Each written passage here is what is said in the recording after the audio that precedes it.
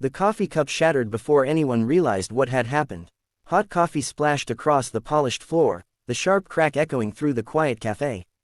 Conversations froze mid-sentence. Heads turned, and in the center of it all stood a woman, trembling, humiliated, trying to hold herself together as a man towered over her, his voice cutting through the silence like a blade.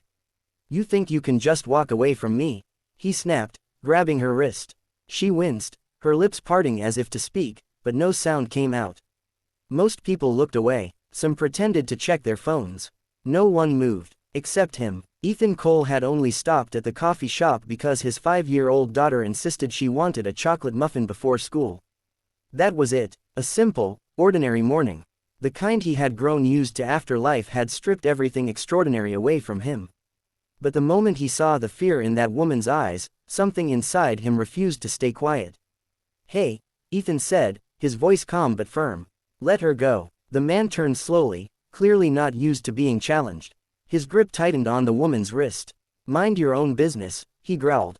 Ethan stepped forward anyway. "I think you're making it my business." A quiet tension spread through the cafe.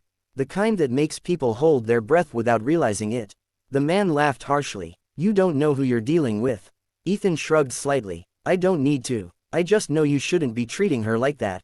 For a second, it looked like things might escalate. The man's jaw clenched, his shoulders squared. Then Ethan's daughter, Lily, tugged on his sleeve. "Daddy," she whispered, her small voice cutting through the tension. "He's hurting her." That was it. Ethan stepped closer, his eyes locking with the man's. "Last warning," he said quietly. "Let her go." Something in his tone must have shifted. Something real, something unshakable. The man hesitated. Then, with a scoff, he released the woman's wrist and stepped back. "Not worth it," he muttered, grabbing his coat and storming out of the cafe. The door slammed behind him. Silence lingered for a moment before the world slowly resumed. The woman stood there, breathing unevenly, rubbing her wrist. Her eyes met Ethan's, and for a brief second, something passed between them. Gratitude, relief, and something deeper he couldn't quite name.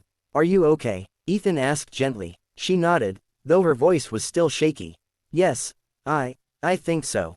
Thank you." Lily stepped forward, holding out a napkin. "Here," she said sweetly. "You dropped your coffee." The woman blinked, surprised, then smiled softly as she accepted it. "Thank you, that's very kind of you." Ethan gave a small, apologetic smile.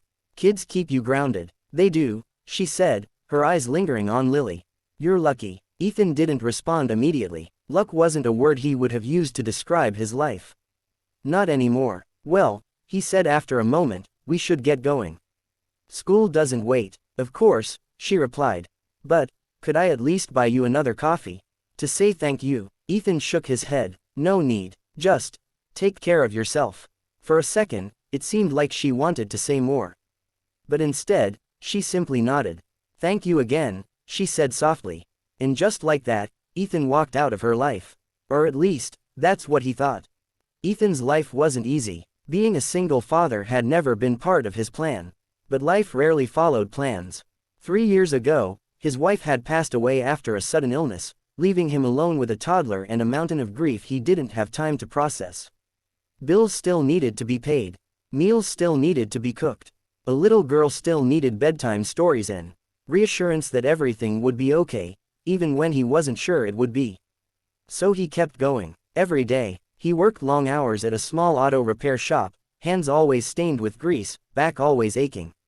But no matter how exhausted he was, he made sure Lily never felt it. To her, he was still her hero. And that was enough. Or at least, it had to be. 3 days later, Ethan's routine was interrupted. He was wiping his hands on a rag when a sleek black car pulled up outside the garage. It didn't belong there. You could tell just by looking at it. Out stepped the same woman from the cafe. But she looked different. Not because she had changed, but because now, he noticed everything he hadn't before. Her clothes were elegant, not flashy, but unmistakably expensive. Her posture carried a quiet confidence. And the way people instinctively turned to look at her, it wasn't accidental. Ethan frowned slightly as she approached. "Hi," she said, offering a small smile. "I hope I'm not interrupting." Ethan shrugged. "Depends. You here for a repair?" She shook her head. "Not exactly." There was a brief pause. "I wanted to thank you properly," she continued. For what you did at the coffee shop. Ethan waved it off. Anyone would have done the same. They both knew that wasn't true. She stepped closer. Not everyone. He hesitated, then sighed. Look, I appreciate it, but you really don't have to. My name is Claire, she interrupted gently. Ethan, I know, she said. That caught him off guard. How? She smiled slightly. I asked around. That should have been his first clue. But Ethan didn't think much of it. So, Claire, he said, what exactly are you here for? She took a breath, as if choosing her words carefully. I'd like to offer you a job. Ethan blinked. A job, yes. He let out a short laugh. I think you've got the wrong guy. I don't, she replied calmly. I know exactly who you are. Something in her tone made him pause. And who am I? He asked. A man who stands up for people who can't stand up for themselves, she said. A man who raises his daughter with kindness and courage. A man who doesn't walk away when things get hard. Ethan stared at her. You got all that from 5 minutes in a coffee shop? No, she said softly. I got that from paying attention. There was a silence between them. Then Ethan shook his head. Look, I don't know what kind of job you're talking about, but I've got a life here. I know, she said. And I'm not asking you to leave it behind. I'm offering you something better. He crossed his arms. Better how? She met his gaze. Because I'm not just offering you a job, she said. I'm offering you a future. It didn't take long for Ethan to realize that Claire wasn't just anyone. She was a billionaire, the owner of multiple companies. A name that appeared in business magazines and news headlines. A woman whose world was completely different from his. And yet, she had come back for him. At first, he didn't trust it. Why would someone like her be interested in someone like him? But Claire didn't push. She didn't overwhelm him with money or promises. Instead, she showed up. Again and again. She visited the garage. She talked to Lily. She listened to Ethan. Not just to his words, but to the things he didn't say. And slowly, something began to shift. Ethan started to see the person behind the wealth. A woman who had everything, except someone who truly cared about her. Someone who saw her, not her status. And Claire saw something in Ethan she hadn't found anywhere else. Honesty, strength, a heart that refused to break, even when life gave it every reason to. But life doesn't make things easy. When people found out about them, the judgment came quickly. She's out of his league.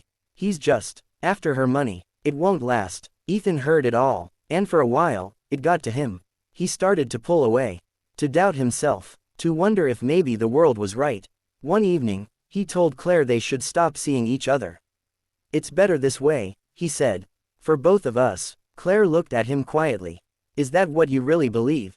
She asked. Ethan hesitated. No, he admitted, but it's what everyone else believes.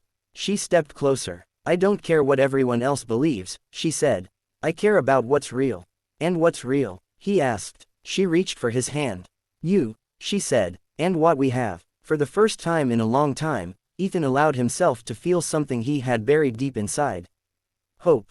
Months later, everything changed again. But this time, it wasn't because of fear or doubt.